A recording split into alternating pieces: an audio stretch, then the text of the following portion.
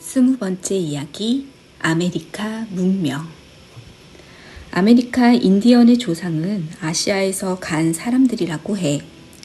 지금 아시아와 북아메리카 사이에는 바다가 가로놓여 있어. 그런데 약 2만 년 전에는 바다가 아니라 육지로 연결되어 있어서 아시아 사람들이 북아메리카로 건너갔다는구나. 그러고 보니 아메리카 인디언은 아시아인과 참 비슷하게 생겼어. 인디언은 유럽인들이 도착하기 전까지 아메리카의 주인이었어. 나름의 독특한 문명을 발달시키면서 살고 있었지. 그 문명을 무너뜨린 것이 유럽인이야. 마야와 아스텍. 시간을 거슬러 올라가 아메리카 문명의 역사를 더듬어 보자. 유럽과 아시아에 각각 나름의 문명이 발달했듯이 아메리카에서도 문명이 일어났어. 문명은 크게 두 곳에서 일어났단다.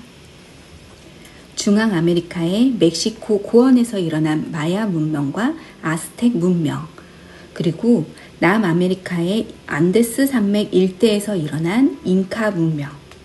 그중 먼저 발달한 곳은 멕시코 고원의 마야 문명이었어. 마야 문명이 언제 시작되었는지 정확히 알 수는 없지만 기원 후 2년 무렵에 벌써 도시가 여럿 있었다는 기록이 있단다. 신전인 돌계단 피라미드를 중심으로 한 국가가 생겨나고 사람들은 귀족, 신관, 평민, 노예 등 4개의 계급으로 나뉘어 있었어. 또한 마야인들은 놀라우리만큼 정확한 천문학을 발전시켰고 흙으로 만든 토기를 사용하고 금, 은, 동으로 섬세한 장식품을 만들었지. 조각도 잘했어. 또 상형 문자를 만들어 쓰고 달력을 만들어 농사 짓는 데 이용하는 등 매우 발달한 문명을 갖고 있었단다. 마야인들의 뒤를 이어 멕시코 고원에서 문명의 꽃을 피운 것은 아스텍인들이야. 아스텍인들은 13세기 무렵 도시를 건설하기 시작해 15세기 전반에는 중앙아메리카 대부분을 차지하는 제국을 이루었어. 아스텍인들은 태양신을 믿었어.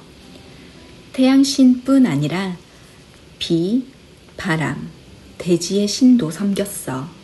모두 농사와 관련 깊은 신이로구나. 아스텍인들은 신에게 제사를 드릴 때 사람을 제물로 바쳤어. 대개 전쟁 포로나 죄인이 제물이 되었지. 사람을 제물로 바치다니 끔찍하다고?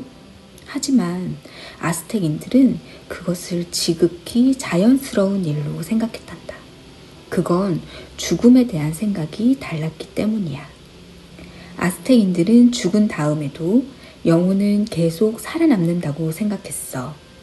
그래서 육신은 그리 중요한 게 아니니까 제물로 바치는 것이 끔찍하게 잔인한 짓이라고는 전혀 생각하지 않았지. 아스텍 제국의 수도 테노치티틀란은 호수 한가운데 자리 잡은 아름다운 도시였어. 20만에서 30만의 인구를 지닌 대도시였지. 도시 각 지역에는 공중 화장실이 설치되어 있고 호수의 물을 육지로 끌어들여 식수로 사용하는 뛰어난 지혜도 갖고 있었단다. 콜럼버스가 서인도 제도에 도착했을 때 아스텍 제국은 번영의 절정에 달해 있었어.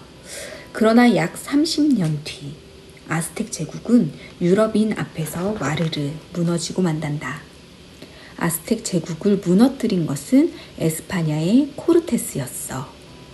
거대한 도시 테노치티틀란도 무너졌어. 태양신을 모시는 신전이 있던 자리에 에스파냐인들은 성당을 세웠어.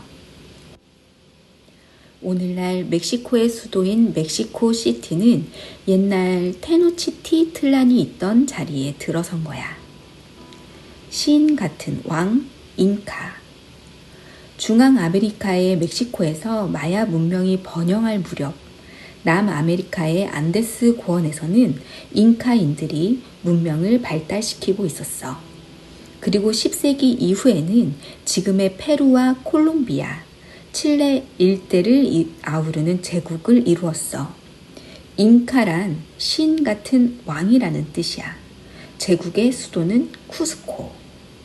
잉카 문명은 높은 산악지대에 자리 잡고 있었어. 산악지대에 물을 끌어올려 농사짓기란 쉽지 않았겠지? 그런데도 잉카인들은 완벽하리만큼 훌륭한 관계시설을 만들어 농사를 지었단다. 또 잉카인들은 집 짓고 길 닦는 데 선수였어. 특히 돌을 깎아 집 짓는 기술이 아주 발달했지. 잉카인들이 산꼭대기에 건설한 도시가 지금까지 남아있어. 마추픽추가 대표적인데 그토록 높은 곳에 어떻게 돌로 건물을 짓고 길을 닦았는지 정말 신기하기만 하단다. 잉카인들은 세밀한 무늬를 수놓은 화려한 빛깔의 옷감을 짜고 토기와 금은 동으로 만든 그릇을 사용했어. 뿐만 아니라 의술이 발달해서 뇌수술까지 거뜬히 해냈다는구나. 잉카인들의 글자는 키푸라고 하는데 노끈에 매듭을 지어 뜻을 나타낸단다. 이렇게 찬란한 문명을 자랑하던 잉카 제국도 유럽인의 총합에 힘없이 무너졌어. 에스파냐인 피사로가 잉카를 무너뜨린 사람이란다. 1532년 200명이 채 안 되는 병사를 이끌고 잉카 제국에 도착한 피사로는 속임수를 써서 잉카 제국의 왕을 사로잡았어. 신과 같은 왕이 사로잡히자 잉카인들은 두려움에 떨었어. 한동안 피사로는 왕을 앞세워 제국을 다스리며 막대한 재물을 빼앗았단다. 그러다가 왕을 죽여버리고 잉카 제국을 에스파냐 것으로 만들어버렸어. 아메리카인들의 저항.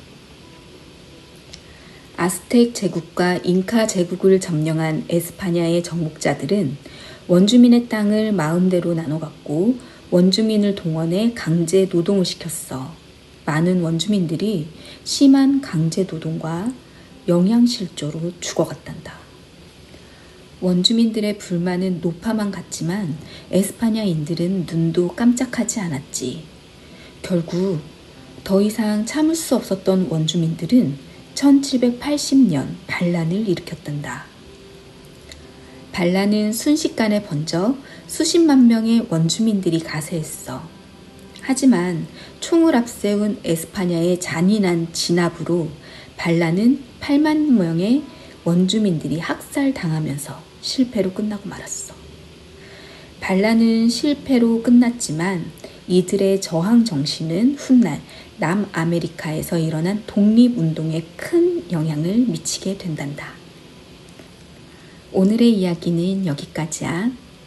잘자 좋은 꿈 꾸렴. 해소라, 데니야, 담노가, 승준아, 그리고 다이나.